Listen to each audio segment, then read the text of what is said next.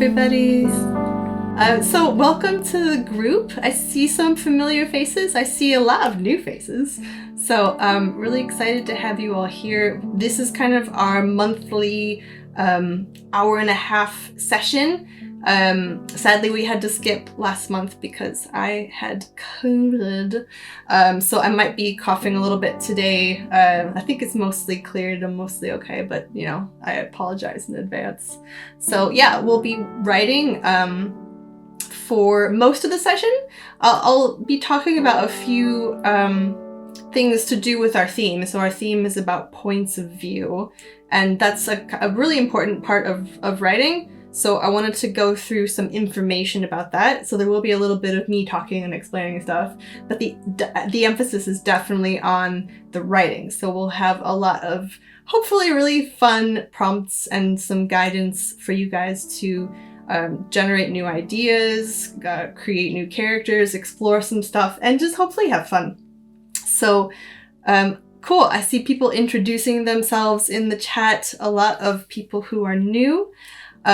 If you haven't said hi in the chat yet, I'd love to know if you have any experience with writing, if you're working on anything at the moment, or indeed if you're just kind of dabbling or maybe even here to try it for the first time. I like to think that the space that we create here is useful for writers in any stage of their journey. So it's great if you've never written before. This can be kind of your play place and you can explore, come up with new ideas. If you are more experienced and maybe you have an ongoing project, you can actually use these exercises to build and explore characters and stories you've already got going. Also, feel free to put aside the stuff that you've got going and just do something new. That can be kind of therapeutic, especially if we've been working on something for a long time. Okay, just reading the messages. And what else do I want to say? So we're here to explore any and all forms of writing. I will be giving some kind of journaling guidance as well as some creative prompts. So the creative prompts are for you to get into the creative writing mindset, and that's, you know, exploring characters and fiction. But of course, if you do want to do more like memoir or reflection on your own life, nonfiction, you're more than welcome to do that. If you like to write poetry, please write poetry. If you like to write scripts, screenplays, anything you like. So yeah, we're very, very open to any and all forms of writing, any and all styles and levels of experience. Great. Thank you everyone who's giving the information in the chat. It's nice to know who's here. It's lovely to see you all and to meet a lot of you for the first time.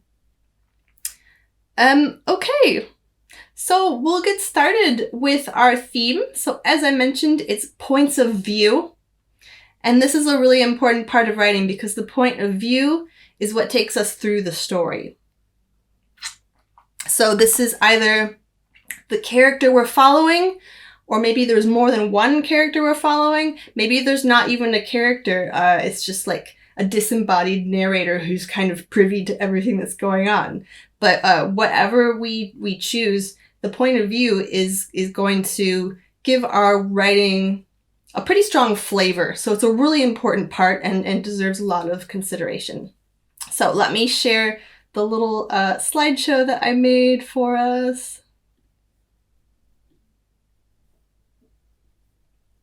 Okay. Excuse me. So I found this really interesting quote by Carmen Maria Machado. Admittedly, I have not read anything by her, but I think the stuff I've heard about her, she sounds really amazing. And she said, "Places are never just places in a piece of writing. If they are, the author has failed. Setting is not inert. It is activated by point of view." So all of these things interact. We're not really talking about setting today, but we are insofar as the point of view affects how the setting appears or is experienced in the story. If we have an intimate connection with the point of view, with the narrator, their thoughts and feelings are going to color our experience of the setting, of the actions, of everything. Because they are, I guess if you want to think about it, it's like they are the lenses that we put on, right? And they filter the story for us.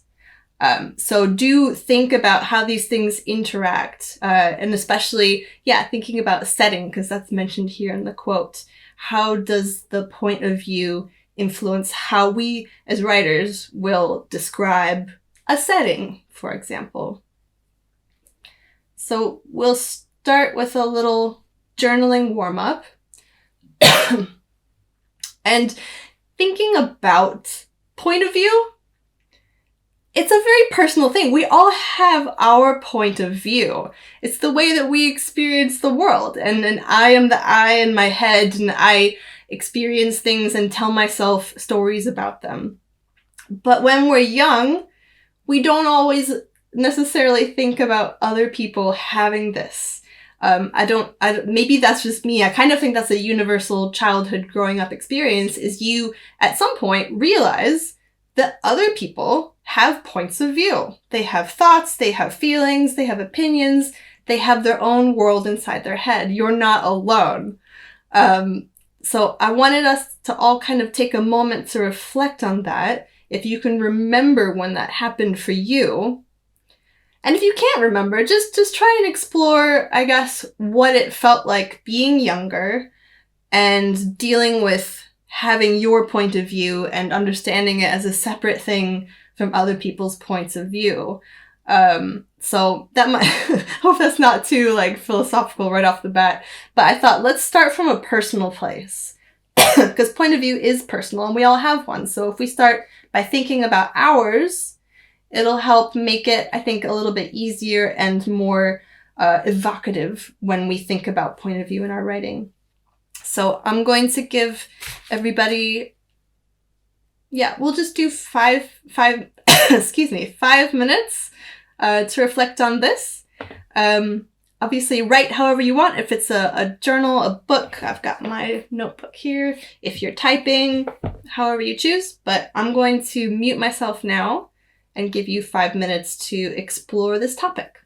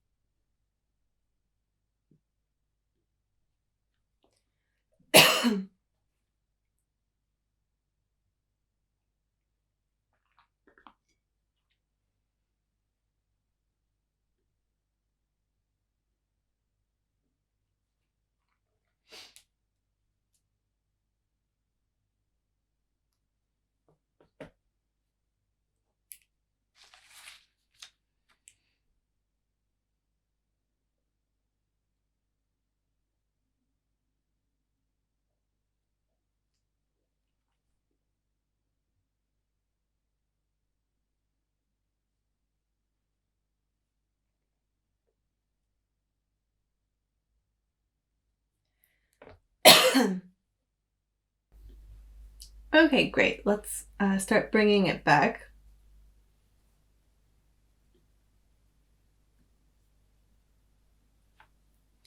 And I'll move us along, but if people would like to share, if anything interesting came up or they want to share anything that they wrote, feel free to pop it in the chat. It's always really nice to read what other people are exploring in these. But yeah, I'll move us on to the next exercise. So bringing it to story, I just want everyone to kind of think about your favorite story. Don't think too hard about it, and don't think of like what should be my favorite story, like you try to impress somebody. What is genuinely your favorite story, your favorite book, movie, series, whatever? And just ask, what's the point of view? Don't worry if you don't know the technical terms yet, because we will go through those bit by bit. But just ask yourself, like, who am I following? Is there a narrator? Is there a main character? Who's telling the story? So just reflect on that. Write a few lines in your journal, and then we'll move on to the next part. This doesn't have to take too long. Just try and think about your favorite story and who's telling it.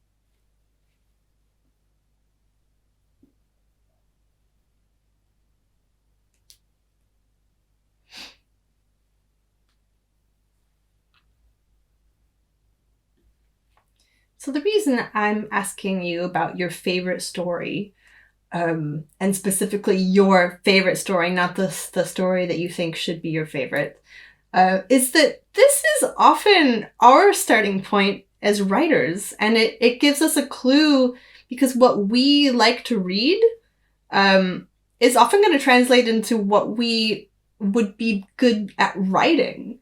So if your favorite story has, just like a simple one protagonist narrator point of view, then maybe that's what you would be drawn to writing, instead of some sort of complicated, multiple protagonist, different points of view sort of epic. I find in my own writing, at least, when I'm guided by what I love, I produce better stuff. So, yeah, that's why I wanted to bring it back to your favorite story. So now, this is the technical part. So I'm just going to take us through all the different possible, I'm sure I've missed some, but we're going to look at a lot, all the different possible points of view that you could use, just so that we're all starting from the same point, and so that you know what options are available to you, because it's more than just 2 or 3, right? So, first person central, okay? So this is when a narrator tells their story from their point of view using the pronoun I. So you see this a lot in stories that are written as a journal, or as like they're writing letters to somebody, or it's just the narrator talking to us as I. This, check my notes here. This has the effect of making it feel quite personal, because it mirrors how we experience our own lives. We walk through our lives and we are I. So it kind of puts your reader right in your protagonist's shoes. And just as an example, there are so many examples. Feel free to list examples if you think of one that's done well. But I recently reread The Bell Jar by Sylvia Plath, and that is entirely in first person central, so it doesn't shift, it stays with her, and it's told in I. And it's effective because it's about a very, very personal experience. Okay? So that's first person central. But there are other first person types. Now, I'm going to try and move us through these quickly. This is being recorded. So you will be able to watch this again later. But if you want this information now, I would kind of encourage people to take a screenshot now, and then I'll move on. So I'll give you like a second to do that.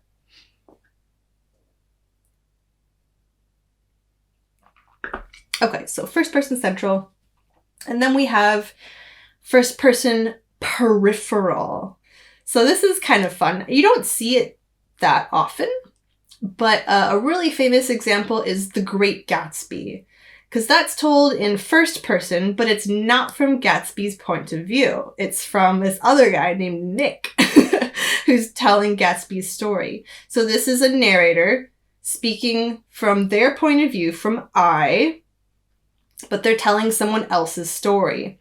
And this is a really kind of intriguing method of writing, because it gives us almost this like tantalizing combination of something that feels quite immediate because of the use of the perspective I, but it's also quite distancing because we don't know everything about the person the story's really about. So it's a fascinating point of view that you may want to play with today.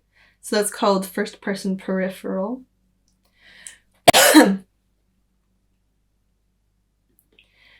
And then what I'm calling first person multiple.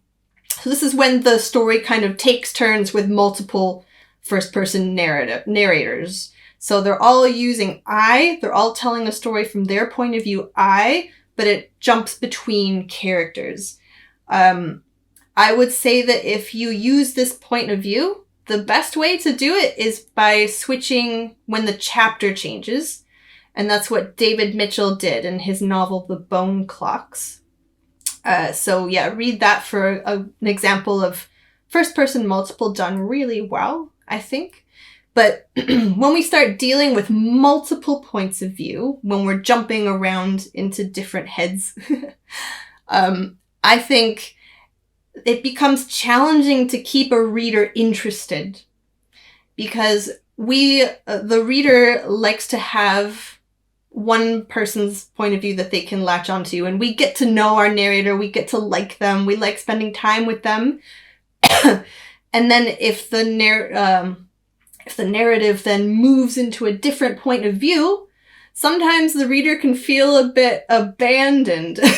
And I've definitely had this sometimes when I read a novel. Not The Bone Clocks, he does it well, but it is frustrating for me if I'm reading a novel and I really like my narrator and then I just leave them. The book leaves them. So if you're going to do it, understand the risks, but it can be a great way of giving you an intimate perspective on more than one character. So that's first person multiple. Just checking the chat. Yeah, it's interesting how many different points of view there are, isn't it? Okay. Our last first person point of view is first person plural. So here we have a group telling a story from a collective perspective using the pronoun we. And this also is not very common, but it is done especially well in Jeffrey Eugenides' novel, The Virgin Suicides. I don't think the film version manages to keep the we. I think because it's hard to do in film. But the book is told entirely from the perspective of this group of, I think, like neighborhood teenage boys who are intrigued by the story that's happening and they want to find out more. So as a group, they meet different people, they do their little investigations, and it is a fascinating read. I also happen to think it's an amazing novel, but for very unique in that it uses this first person plural. So this can be really engaging. Again, I think it has to be done carefully and well, because it might leave the reader a little bit confused if you're not clear about who the we is. So in The Virgin Suicides, it will sometimes switch into third person when they explain what happened to one person who was in the we. So they went and they had this experience. They came back and told the group about it. So definitely read it if you are interested in this kind of unique point of view, because it's a great example of it. All right. Sorry about the coughing. So that is all the first persons. So there's 4. And then there's second person. So it's pretty straightforward. It's using the pronoun you. So it's written as if addressing someone. And it's not very common in fiction. I do see it. I see it employed occasionally. I think it would be unusual to see an entire book written in second person, but if anyone can think of an example, do share it. But I've seen it happen in like We Need to Talk About Kevin, that book, and she's writing letters to her husband, so she's talking to him, you. But yeah, not very common in fiction, but poetry, it's everywhere. And I was just like, oh, maybe I'll find an example in my poetry book that I have. And I just opened it to a random page and boom, boom, 2 examples on either page using the second person. So this is one that I just happened upon, was Mary Oliver's poem, The Journey. And this is a really beautiful way to write poetically in a way that will feel very intimate and immediate and almost like the poem is about us. So it's great for poetry, a little bit risky in fiction, but it can work and has been used well. And I can see someone in the chat is saying that City of Night, I guess that's a book. I've never read it. So it's second person throughout. I'll have to read that. That sounds really cool. Thank you for sharing. Yeah, feel free to chip in any other examples you may think of. All right. So then so we've covered 4 first persons. There's 1 second person. And now there's 4 third persons. Okay. So third person omniscient. You may have heard this term before. I think I remember encountering it in school. It's when the narrator is not a character, but they are aware of the thoughts and feelings of everyone in the story. So they can tell us what everyone's thinking, what everyone's feeling. And it uses the pronouns he, she, and they. So the narrator is not a character. They are apart from the story. But with third person omniscient, it's very good for larger scale stories, things that are epic, like Anna Karenina I recently read, and that is third person omniscient. Again, when you're using these kinds of points of view that use different people, I think as a general rule you should have just one point of view in a scene. So sometimes in creative writing groups where people, like feedback swaps, you'll hear people say head hopping. And that means when you've maybe sometimes accidentally forgotten, not been aware of it, and the point of view has shifted in the middle of a scene. That doesn't usually work well. And I say doesn't usually because I'm sure there's ways that it could work well, but generally you would want to stick with one point of view for one scene or one chapter. With that said, Ian McEwan's novel On Chesil Beach kind of flip-flops throughout. So it's not omniscient strictly, but the narrator knows what's going on inside the heads of these 2 people. It's a story about a couple. And we as the readers are aware of everything that both of them are thinking and feeling. And that helps to communicate to us a sort of irony. So we know things that the other person doesn't, but we know it, and it gives like a narrative irony. So builds tension, keeps interest. So another really good book if you haven't read that one. Okay, so that's third person omniscient. And then there's third person limited. So this is when the narrator knows the thoughts and feelings of one person in the story, and that's it. So they don't hop heads. They just stay with one person. And from my perspective, this has a kind of a more traditional feel. I don't know, maybe it's because like older novels were written in this style. But of course, modern novels are as well. It's a very storytelling perspective, you know, saying he did this, she did this, and staying with one character.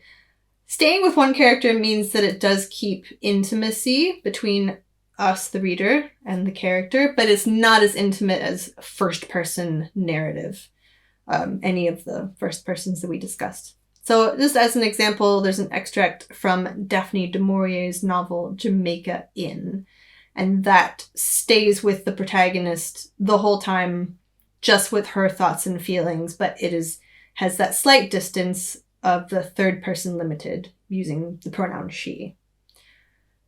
Okay. 2 more, and then we'll write, I swear. Okay, third person multiple. So here the narrator knows the thoughts and feelings of one person at a time in the story and changes points of view. Quite similar to what we saw with the first person multiple, except this has a little bit more distance from being he and she instead of I. So an example of that would be Tom Robbins' novel Jitterbug Perfume. Again, as I mentioned before, I find this style a little bit challenging as a reader because in Jitterbug Perfume, there was one character who I preferred over everyone. I just wanted to stay with them. So it can be a little frustrating, but it does help to get your readers involved in what more than one person is thinking and feeling, and it can help the narrative depending on what you're trying to achieve with your story. And finally, third person objective. So this is where the narrator, who is not a character, does not know anyone's thoughts or feelings. So they can only describe what they see, what they witness. I don't think this is done very often. Feel free to add in an example if you think of one, but a really famous example is Ernest Hemingway's short story, Hills Like White Elephants. So we don't know what anyone's thinking or feeling at all. It just tells us what happens, what they say, what they do. And it's kind of fun because it puts the reader in a detective role. So we're not being told what anyone is thinking or feeling. We've got to figure it out for ourselves. So this can be a really useful point of view to use if you want your reader to be involved. It's also the point of view that you'll see most often in scripts, so plays and screenplays, because when you perform a play or you film a film, you don't, unless there's a voiceover, it's all what you see. We can't be told, even with a voiceover, we can't be told all the time what people are thinking and feeling. So the script is usually written with this third person objective. This is what happens. They say this. And then the fun of reading it and then ultimately watching it is trying to figure out what's going on and why is everyone doing what they're doing. So, any questions about those? Pop it in the chat if you do have a question. That's the end of the info. So now we can get a little creative. So, now that we've gone through all the different points of view in, minimal detail, I think each one could probably have its own session, honestly. Think back to that story from earlier. And can you now identify it by name, the point of view from that favorite story? This is not a test. I'm not going to ask anybody. And sometimes points of view aren't straightforward. Sometimes books and other works will shift and use different ones, but can you kind of identify in a general sense what the point of view is in that story you were thinking about earlier? So I'll just give you all a moment to think about that.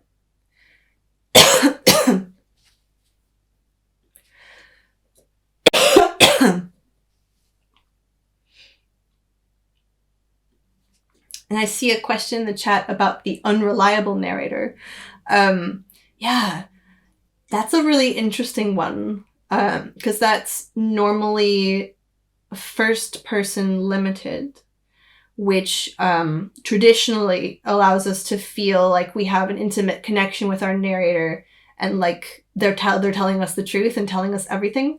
So when we have an unreliable narrator, that's first person limited, but they are withholding something or not telling the full truth. So that can be a really interesting style to use. And they've mentioned Remains of the Day. Oh gosh, it's been so long since I read that, so I can't really speak about it specifically. The Dead Zone has third-person omniscient narrator. Dead Zone by S. King. Again, another one I haven't read, so I can't speak to that, but thank you. One benefit of these meetups is that I always come away with a really nice reading list afterwards. Okay, so hopefully you've identified the point of view used in your favorite story or the story that you thought of earlier. And, oops. That's supposed to be a different slide. Okay, what it's supposed to say is, how would the story be affected if the writer had used a different point of view? So just have a think, write down a few thoughts. This will get you thinking about maybe why they made the choice they did. So if the story that you chose uses a third person omniscient, maybe ask like, how would it have been different if they'd used a third person limited? And just kind of reflect on that. So how are we doing? I'll give you just like 2 minutes and then we'll move on.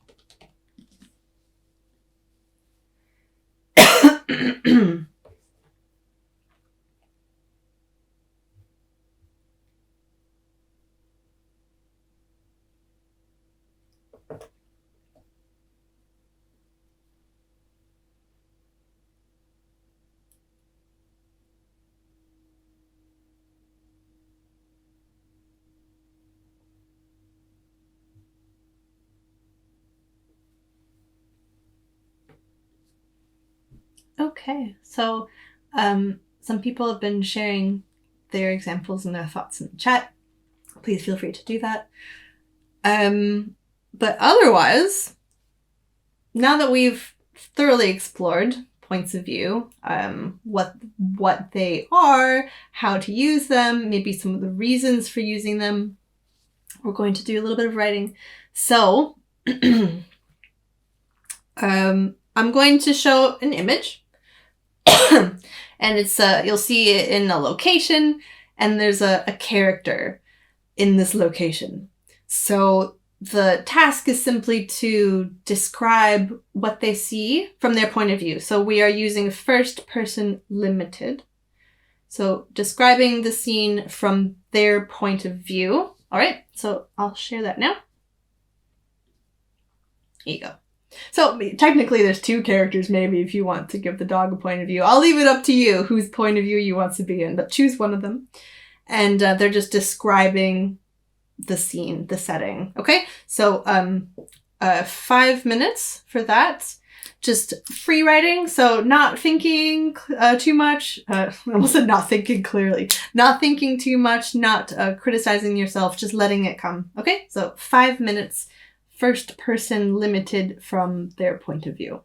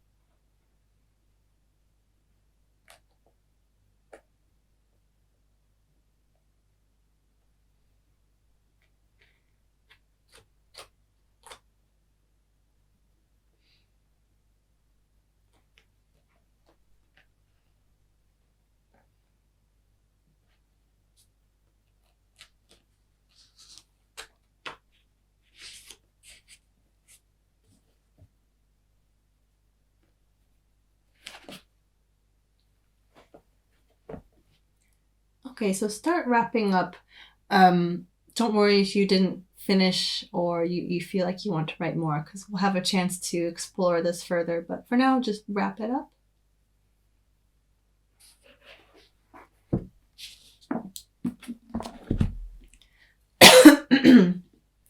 And then when you're ready, we're going to have a completely different character in kind of the same setting. So I thought it could be fun if we imagined them actually in the same setting. But now we're going to describe it from this new character's point of view. So this will still be first person limited, and you're just describing the scene, but now you're in the head of somebody else. So here's your new character.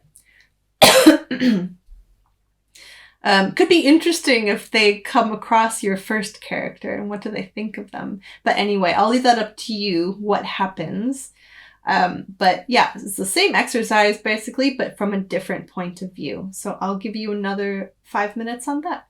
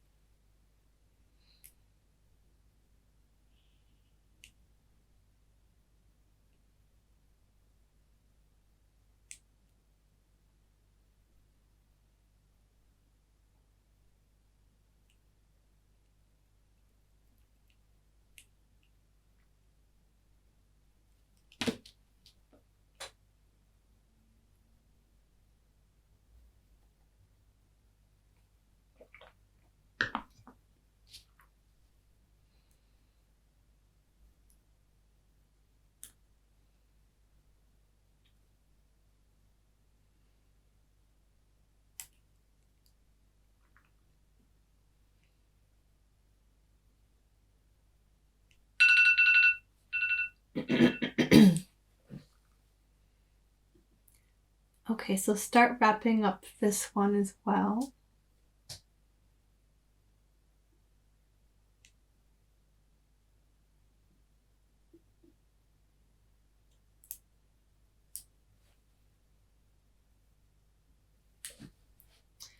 So, as I said, if you liked where this was going, you'll get a chance to work on it again later. For the final 20 minutes, more or less, we'll have just kind of a free writing time, so you can do whatever you like. But yeah, hopefully this kind of showed how point of view does affect the writing. I imagine that you probably found that these characters saw the setting a little bit differently. Maybe they did different things. I'd love to hear about your experience if you want to share anything in the chat. But this can be a fun exercise, even if maybe you want to shake off some, I don't know, if you feel like things have stagnated in your writing, you can take an old piece of writing and then rewrite it from another point of view. That can sometimes breathe life into a project, just to take a different perspective on it, different angle. So our next activity is kind of going to be that. It's kind of going to be, well, it's not kind of, it is. We're going to rewrite a piece of writing from a different point of view. So I'll share it in a second. I don't want you to start reading it yet.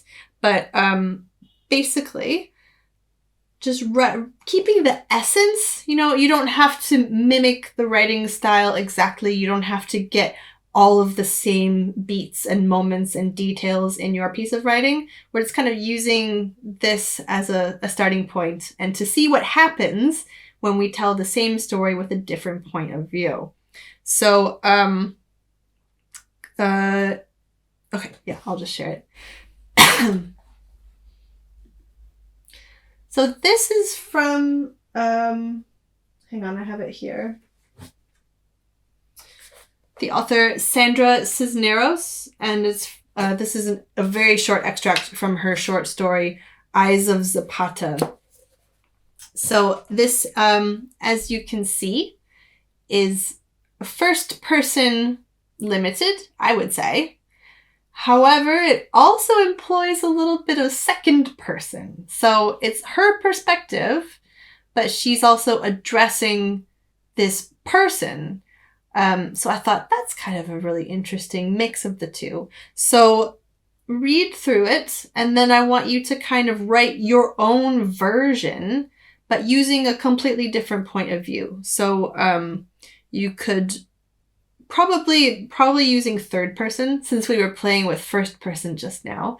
See if you can translate this or rewrite it or experiment with it as a form of third person. So just as a reminder, your third person options are omniscient, limited, multiple, and objective.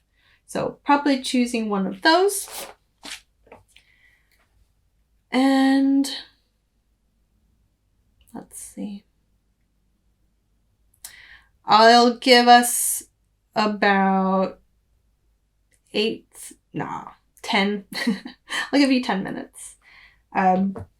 No pressure. It doesn't have to be perfect. Like I said, you don't have to use all the same elements. It's going to be your version. So change whatever you like. But this is just kind of an interesting starting point. So hope that makes sense. Ask any questions in the chat if you're not sure about something. Otherwise, I'll start our timer for 10 minutes. And then after this, we'll be able to just free write whatever we like.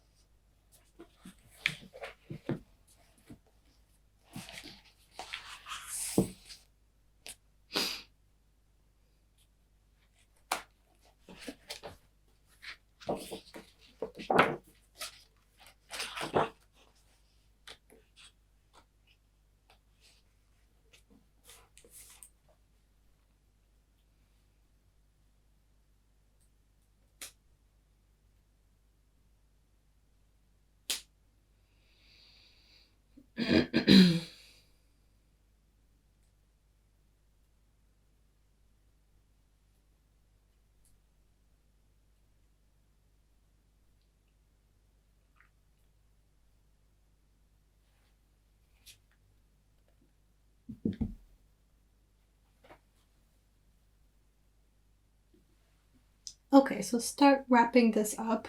Again, if you haven't reached the conclusion, that's fine. You can pick it up in just a minute. But for now, just wrap it up.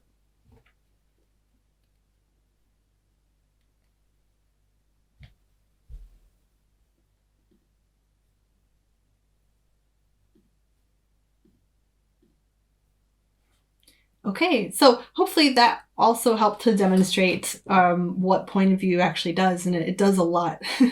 It affects the mood of a piece. It directly affects our experience of it as readers.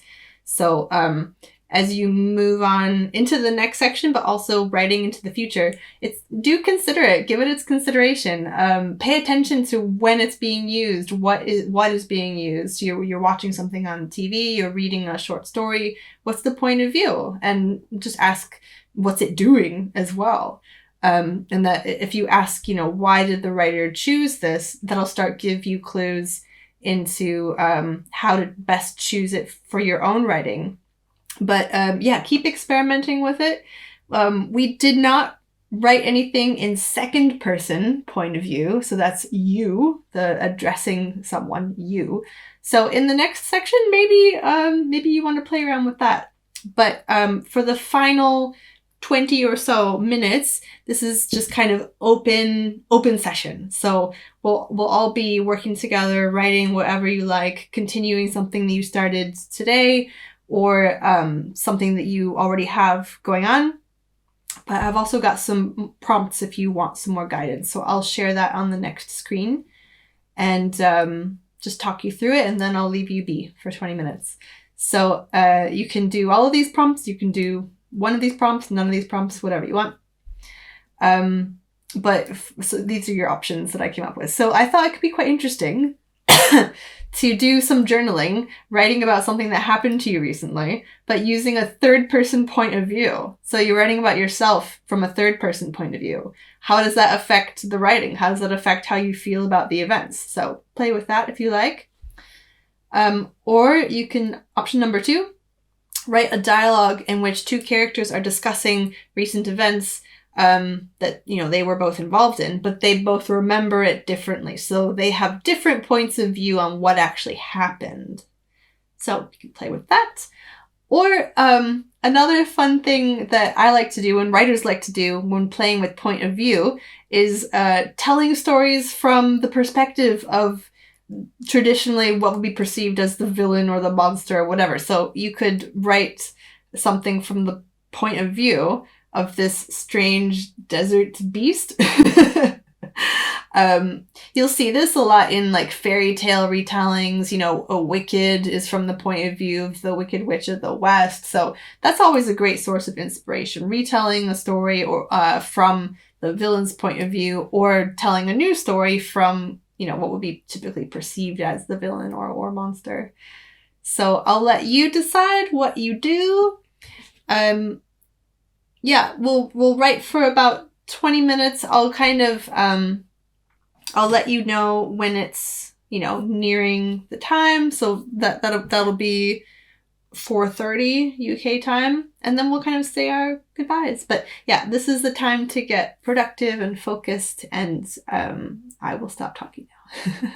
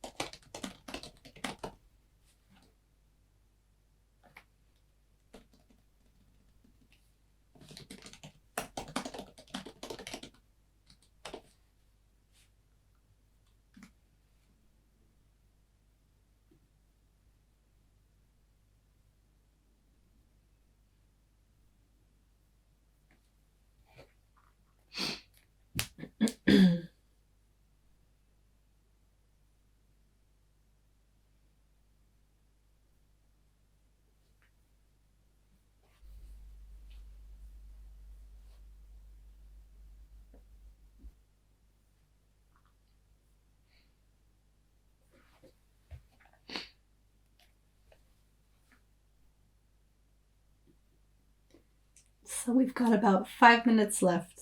I see some of you still busily writing, so I won't interrupt for long, but keep writing. I'm just going to flip to the next slide, which has the details of our next meetup in November, so people can see that before they leave. But yeah, keep writing.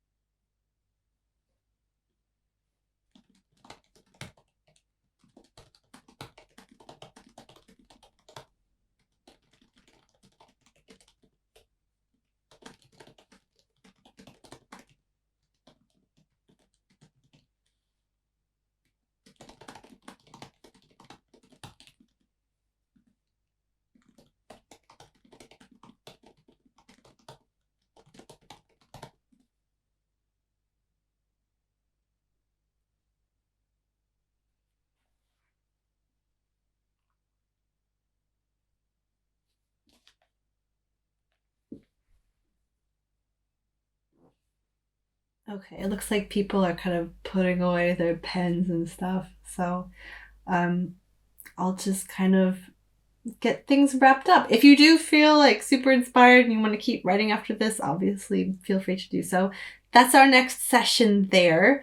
So our next live session on Zoom will be November 19th on a Sunday at 4 p.m. UK time.